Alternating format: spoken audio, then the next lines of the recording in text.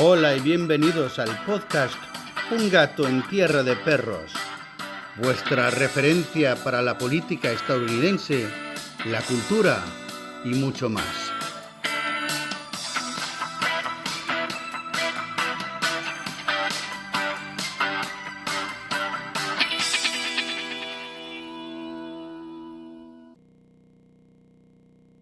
Hello, I'm Joe Magaja. Thank you, friends, for being with me for another episode of Un Gato en Tierra de Perros.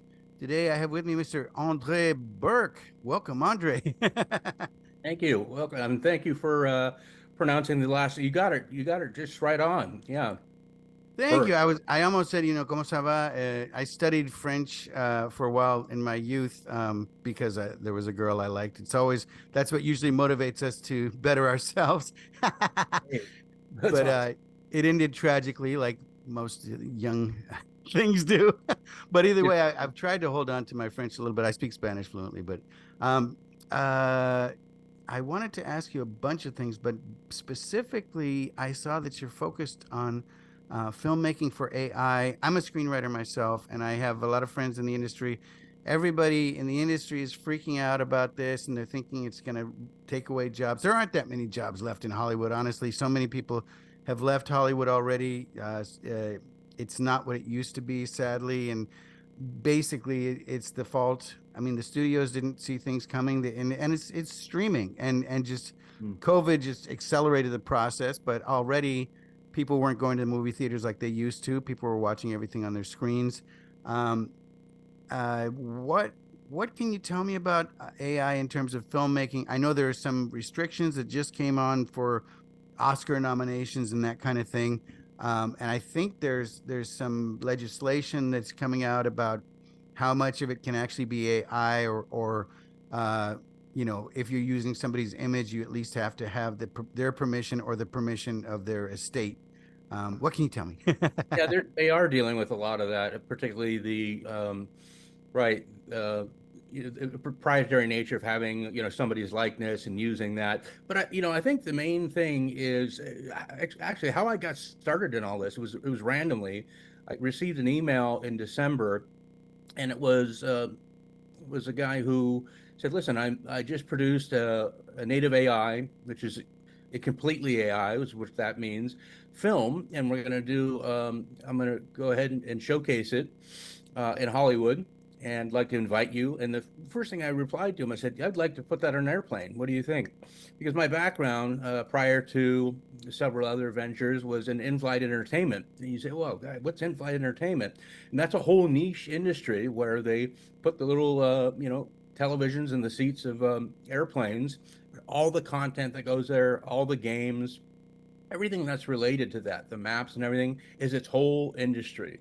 We have our own conferences. We have our own, just from the seat design to the screens, the screen interactivity, to see the evolution of that and how long it's gone. And in fact, there was a time when the in-flight entertainment system was the second most expensive part of the aircraft, separate from the engine. And so it's a big part of obviously what the airlines like to use for passenger loyalty, for engagement, and for just generating a memorable experience, particularly on long haul flights. Those are flights over 6 hours. And so I had that background and it just clicked, this type of content should be on an aircraft. So that was in December. That was merely 6 months ago. And it was really eye opening because I think what a lot of people don't realize is, when I first thought, well, okay, AI cinema or AI and cinema, AI filmmaking, it's going to be enhanced animation. It's just better animation. And it's really not. It's really lifelike. I mean, what they can do now, just with native AI, there are hybrids. There's AI that's also working with live action, but exclusively AI, native AI can do things now that can render likenesses, can create storytelling and visual effects that are spellbinding. They really are. And so I think I'm not familiar with what the Academy Awards and everything else are saying, but it's interesting because the way this event in December was positioned was by 2029 the Academy Awards will have best AI film. That's like the goal in this kind of type of industry. And then shortly after this April, we had in San Francisco, it was called Soulscape. And it was the very first AI cinema conference featuring a hackathon, interestingly enough, where they had all these creators, and you could use whatever platforms you liked, and within 48 hours, create.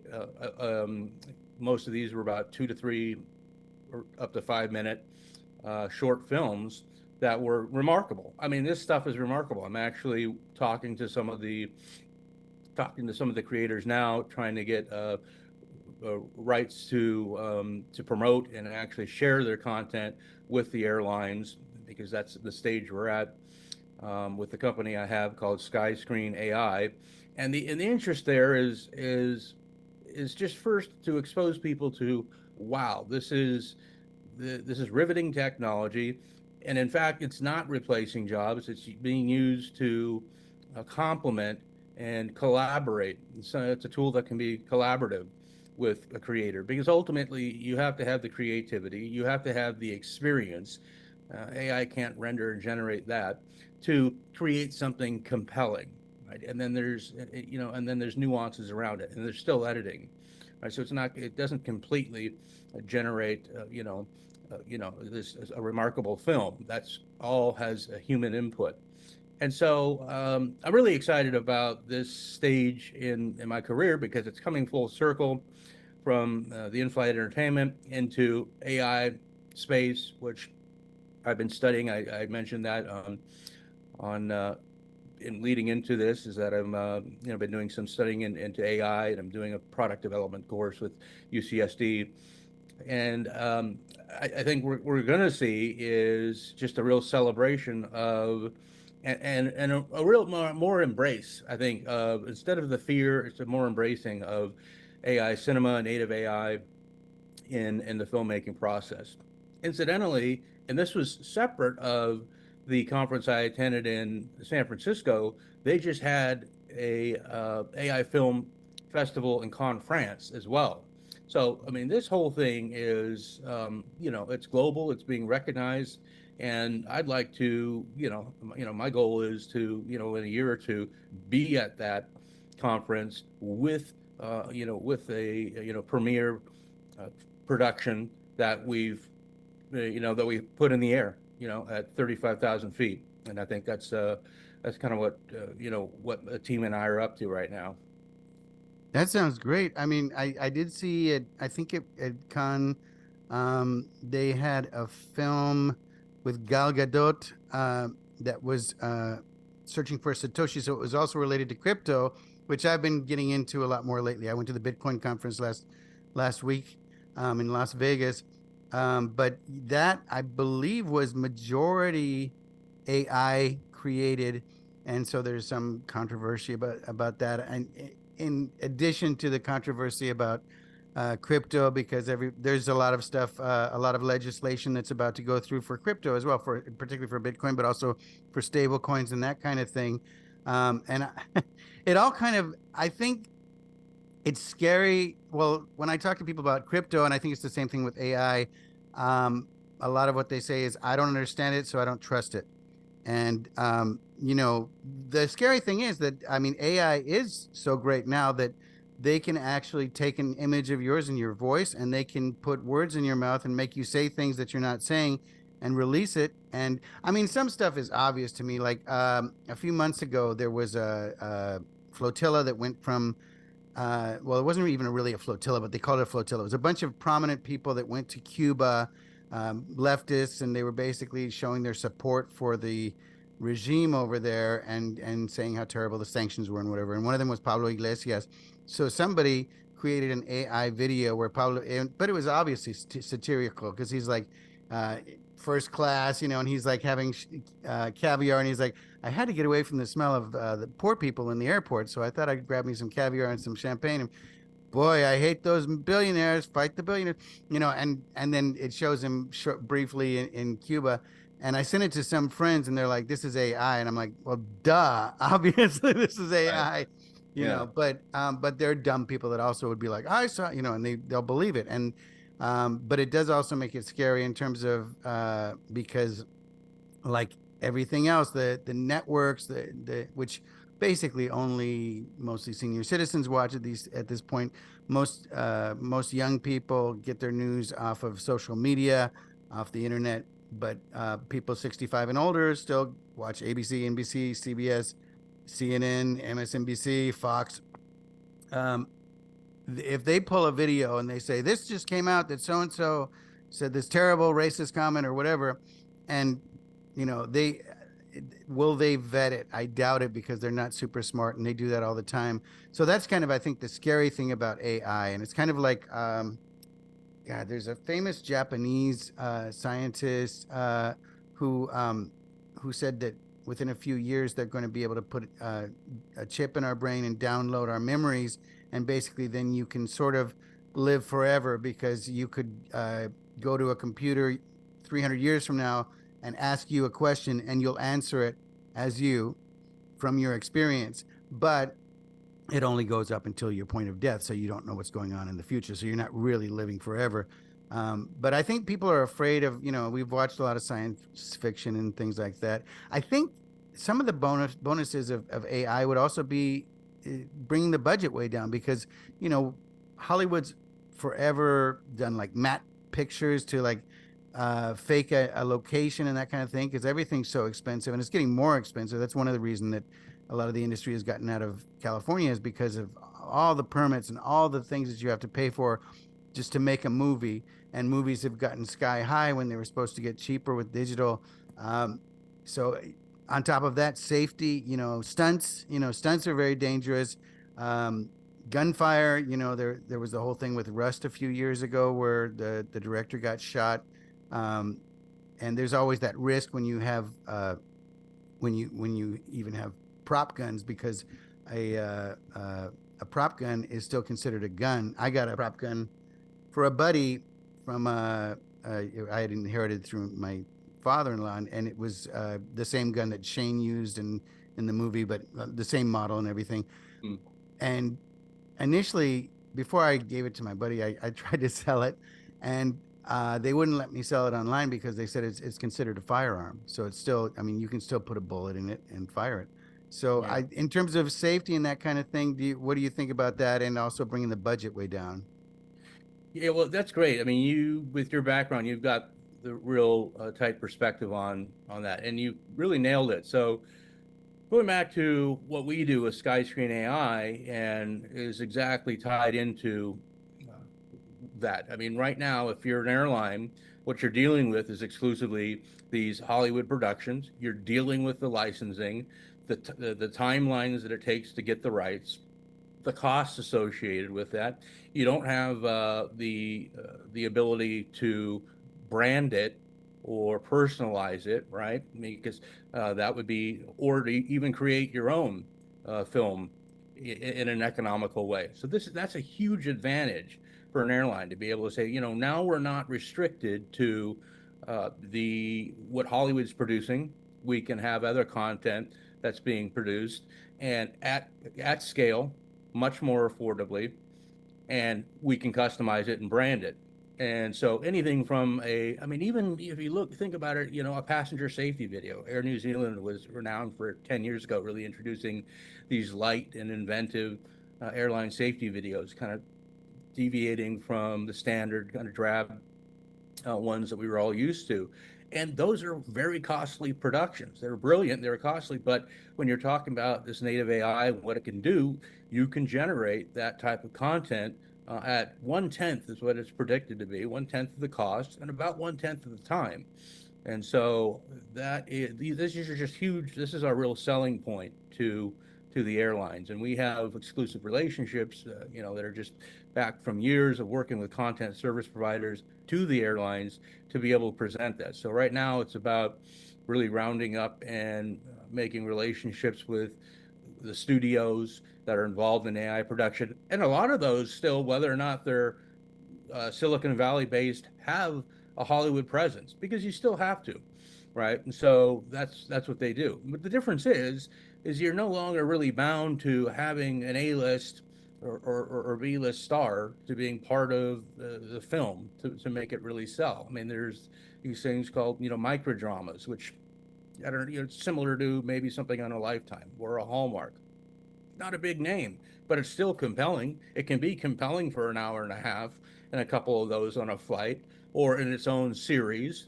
And what's your alternative? Well, your alternative is reruns of Friends, which people can do on their own. And particularly now, we've got the satellite proliferation. We just recently United, the Starlink, paired up, said, listen, now you've got Wi-Fi on your flights. We've had that domestically, just over the continent, but it's at the point now where it's, across Atlantic, and with your device, you have access to Hollywood hits. You have access to everything else. So what are you going to provide the passenger that's going to be unique, something that they can't experience anywhere else? And as an airline, you could exclusively license it, right? You could produce your own, and then going back to destination videos per destination. Now it's not so costly. Variations on passenger safety and other subsets of that kind of smaller content. So the entire thing is is is really compelling for this niche industry that my team and I are going into. Yeah, while you were, I'm always thinking of the next question while you're talking, and this one is not directly AI related, but how people can watch videos on their phone from YouTube or from Netflix or whatever, and they have the capability of transmitting it to their television. Is that something that eventually will be available on flights as well, where you can put it onto the TV screen there? It depends on, there's different types of platforms, a variety of different types of platforms. And I think I would have to go and look at what the technology is. IFE technology tends to lag behind just because of engineering and the way aerospace is, historically, the development cycles and hardware and everything else. Kind of have to look at that, but that wouldn't be entirely beneficial to the airline so much as being able to provide unique content, right? Right. Being Well, able to maybe they could pay a fee to access like their screen or whatever. Right. Yeah, but then you would just do it on your own device. I don't know if I would pay a fee. The only thing I could say about that is back when I was in the industry, we had this idea, hey, let's take these USB sticks. And so when people would go on on a travel vacation, you could download you could download all your photos to this USB stick. I mean, this is real stuff. Pop it into the IFE system, and then you could look at all your photos, on the screen. Yeah. Well, you got the guy sitting next to you that's not really interested in seeing you, and got you and your wife, and you're in the bathing suit. The whole thing. Plus, the technology. Who's going to carry around the USB stick? Lived for a while. Now it's a backup. So it's kind of, are you trying to keep up with those things? It could be. I'd have to get back to you on the on the streaming type of thing. But yeah, that's kind of different than our focus. That would be something. Well, one of the things we're actually really looking at, and I think this is going to happen and evolve in phases, is for the passenger to be able to take part in the production or the creation of content. Yes, interactive. Yeah. So there's actually, because that's one of the great things about the system is it's interactive, the screens are. So there's actually a platform that we're looking at now that allows the passenger to go in and even, even a child can go in and select from different values and okay, what genre would you like? What character would you like? What kind of outfit? And what's the narrative? And being able to create that, and then the system itself renders it. Now it's doing that, you know, uh, on a system here. Can it do that in the air? How much processing does it take to do that? And we're kind of looking at that. But the ability to be able to navigate and create your own production is something really compelling and engaging for passengers. So we're pleased to be talking to that provider now. And I don't know if you remember probably at the age as well that we had those choose your own adventure books, right? So you'd go in, and that's kind of the same thing. I mean, how many people would like to say, "Oh, I wish Lord of the Rings would have ended differently." Okay, well, what if we could empower you to, create that kind of experience? Now you're not modifying the actual licensed content, but maybe it's another series or another a film, and you can navigate. Hey, I want this to be a love story with a happy ending, not a traumatic ending, or not a loss, but an embrace or whatever it is. And so, being able to create your own content is that's kind of a next phase too. But you've got all those types of things, and then there's a whole relationship between what's created on the ground and how it gets to the air. I mean, there's no reason why you can't have a new invented series where certain episodes are available by streaming device on Roku or whatever it is, and then some are exclusive to the airline itself, Yeah. Hmm. right? And so that would be, oh, okay. So the next time you're on Lufthansa, you can see, either a preview or the newest release,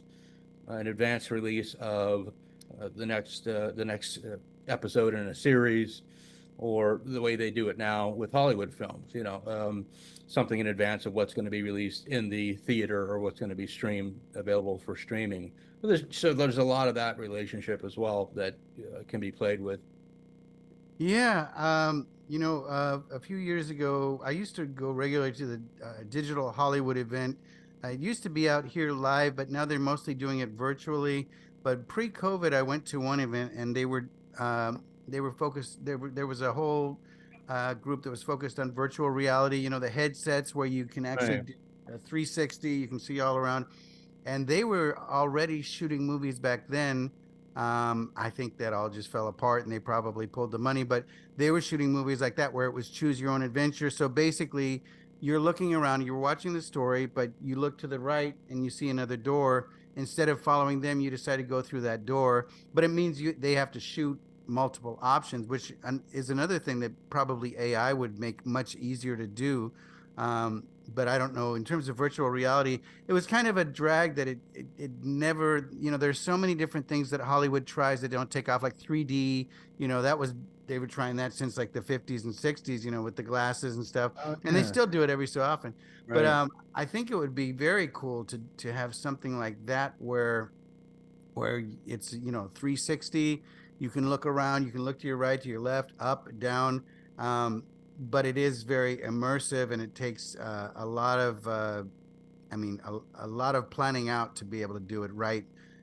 But yeah, I it's interesting because there's so many. The human mind has so many possibilities, but we always resist. Back when the car was invented, we resisted giving up the horse and buggy, and people lost jobs because of it. And every single advance in society, it seems like we've kind of said, "Whoa, this is moving too fast," and um, you know. With our fiction, we've always got this fear that like the robots are going to take over and make us slaves or something like that too. Mm. But I think this is the future, and I think we can either fight it.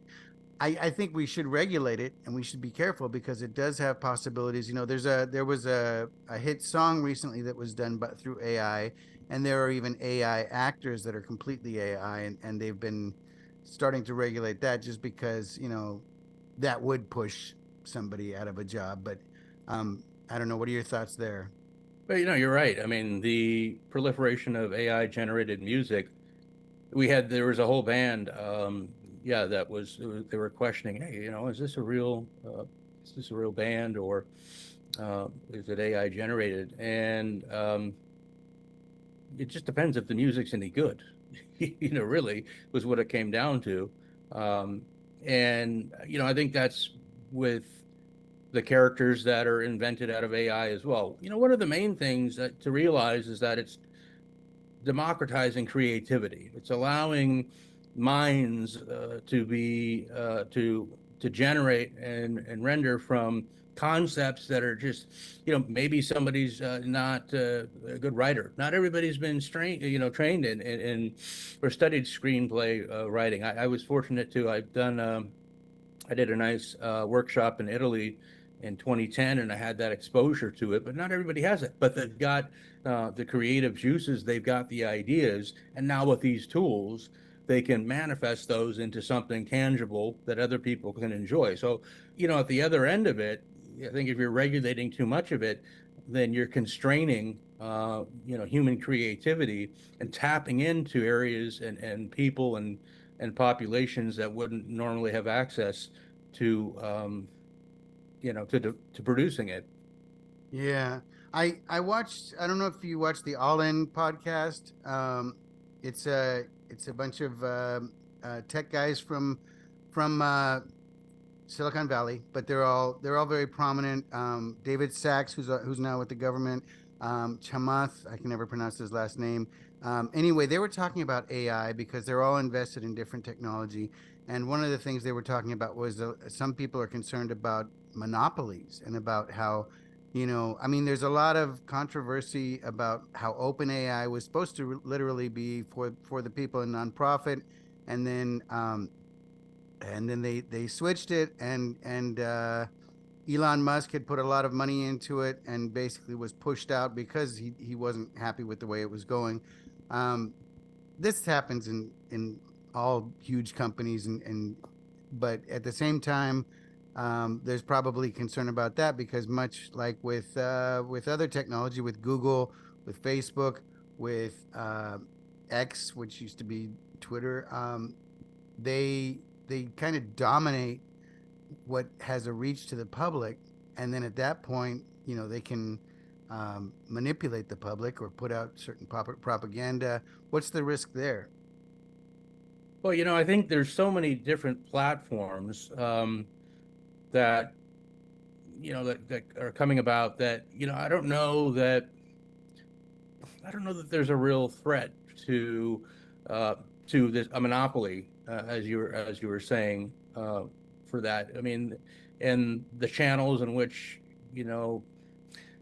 that's I think that's the question that everybody's kind of asking is how much of this is going to be restricted by the platforms that are the long tail that get to the actual content consumer, and it's an open question. I don't really have an answer to that. Yeah, another thing that I think would be a concern, even though there are already laws on the books about it, is subliminal messaging. Back in the day, when you went to a supermarket or to a department store, and they had the Muzak piped in, that would be like, da, da, da, da, da, or whatever, and you're pushing your cart, they would plug in a voice that you couldn't hear, but that your mind could still absorb, that would say, buy more of this. Don't you want some meat? Don't you want that? And they did this with movies as well, where they would put pictures of Coca-Cola and popcorn in between the cells, so you couldn't perceive it, but your mind still did. And then ultimately, there was a movie called Jade in the '90s, where the director actually, in the dramatic scenes, threw in disturbing pictures of violent deaths and different things to um, affect the way the public reacted to the thing. But it was kind of a manipulation, Hmm. because basically they weren't reacting to the movie; they were reacting to other stimuli that was artificial. Um, I know there's some legislation about that. I'm thinking half in English, half in Spanish. I'm like, how the hell do I say this word? Legislation about it. But I'm wondering if there's a risk there that the AI can plug in something that you just watch and you're like, oh no, this is a happy movie or this is a happy song, but for some reason I have an empty feeling when I leave, or whatever, and it turns out that there's something that is feeding you that you don't even know. I, I think you nailed it. I mean, this has been happening since um, that this is the same as hypnosis or any other kind of influence. So if the supermarkets were doing it, if if movies are doing it, if product placement's doing it, I don't think any of that goes away, but I don't think any of that becomes exacerbated either. I think it's just something that could exist, and to the same extent that it does today. Yeah, I think in terms of, I write a lot of period pieces. A lot of my stuff takes place in the 30s, the 40s, the 50s, and those are very expensive to produce because of the authenticity. The clothes have to look the same. Even a Coke can has to have the same color and everything as it did back then. And, you know, that's very expensive to do. So this could save a lot of money there as well. And it could kind of cross reference things too. It takes Yeah. me out of it. Also, there are things in movies that take me out of the movie if it's not accurate or it's ridiculous. Like if you watch a movie from the 30s and they're talking like some bros from today, and you're like, they didn't talk like that back then. Yeah. Or some guy's supposed to speak Spanish, and then when he speaks Spanish, it's terrible, and you're like, okay, what are we doing here?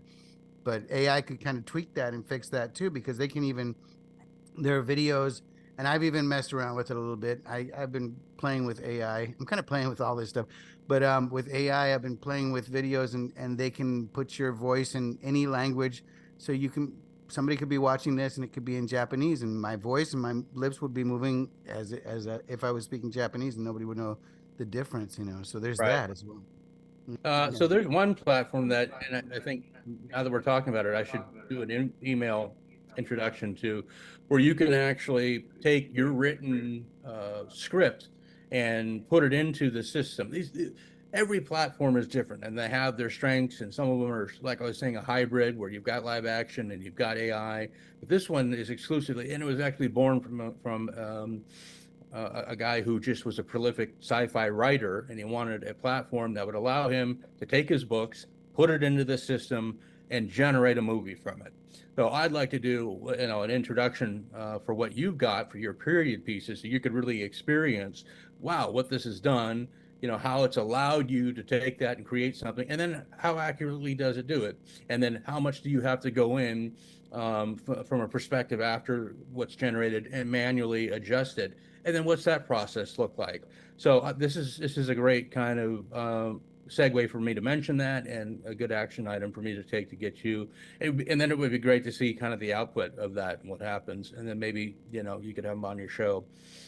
Yeah, that'd be great. Yeah, I have one film that's set in Cuba in the 50s, pre-Castro, and we had all kinds of trouble because at one point, when Obama had kind of opened things up to Cuba, I was talking to the ICAIC, which is the Cuban cinematic group there, and I had gotten approval to shoot in Cuba, um, and but I got all kinds of warnings from Canadian producers who said, be careful.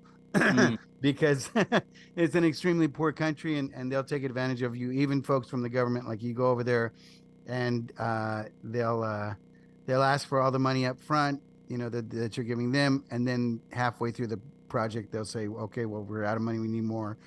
So what they would do is like fly over and open a bank account and then pay people on a daily basis, which is a lot, but it's what you got to do, and you got to work on security, because also there are people in Latin America and in all these different countries that will come down from the hills and steal your cameras and all your equipment, or even kidnap your crew. So that's always a risk. So I mean, there's a ton of problems that AI could resolve, but at the same time, um, possibly they might lack authenticity, because it depends on what current information we have. I just saw a documentary about the shooting of the Treasure of the Sierra Madre, and they went down to Mexico to shoot a lot of that, Hmm. but then they shot some in the studio in Burbank as well. But they felt that it was necessary to go down to Mexico, and they were paying extras. Um, but it was, the shoot ended up taking like 29 or 30 days longer than it was supposed to. Went over budget, much like Apocalypse Now in the Philippines. So there's all these concerns. The main concern, and what I've found when pitching my projects, is the money. It's the hardest part of making a movie is getting the money, because anybody can make a movie if they have the money. It can be a good movie, it can be a bad movie, but if you have a script, there's plenty of uh, crew out there that's ready to work, and there's plenty of actors that are ready to work. You can make the movie, you can get it distributed. If it's crap, it's crap, and a lot of that happens. But um, do you think it's going to make movie making more affordable? The rate is about, on average, $200 a minute. So that's from different platforms that we've talked to, being able to generate whatever type of content you want. So to kind of put that in perspective, again, it's that whole at least 1/10 um, of the cost. Yeah, Yeah. yeah, yeah. It's tricky. I mean, because also, as I'm sure you know, investors who want return on their investment, they don't really look at the movies so much because, you know, when you send out a prospectus, we have to put a warning in there that only 1 in 5 movies ever makes a profit, which really, I think it's more than that when it comes down to it, because with streaming and everything else, there are other forms of revenue, but it often takes years to make back your money. So it makes it tricky to find the money. In Europe, the governments actually invest in the movies, like in Spain and other countries, but they also have sort of the in club, the cool kids that get the money, Mhm. and then there are a lot Mhm. of people that are kind of locked out of the system because of their politics or whatever else, or because they're just not tight with the people who hold the money bags. But that's always a concern. So hopefully, I mean, hopefully this will change. It's definitely going to change the world. It's already changing the world. I have a relative in biotech who's uh, investing in companies that work with AI, and they create different solutions. I know there are solutions to cancer, to different, um, and that's going to change everything going forward as well. So I think it is the way of the future, but yeah, it's scary to a certain extent, and people who've done something all their lives, like filmmakers who have been doing this since the 60s or 70s or 80s. It's like they have to learn all over again. I work with the courts, and the judges used to type out all their orders, decisions, or write them out and have their secretary type them out. Now they do them on computers. Even that transition was difficult. There are people in my office that used to work with just printed paper, and it took forever to go paperless. We're not completely paperless in the courts either, but yeah, I think this is just another transition towards the future. um, One thing also that is a concern, but it's something that's almost disappeared, is that shooting films on film has a very different feel than digital film. And it's kind of like, well, yeah, because you lose something. Even with HD, you lose something.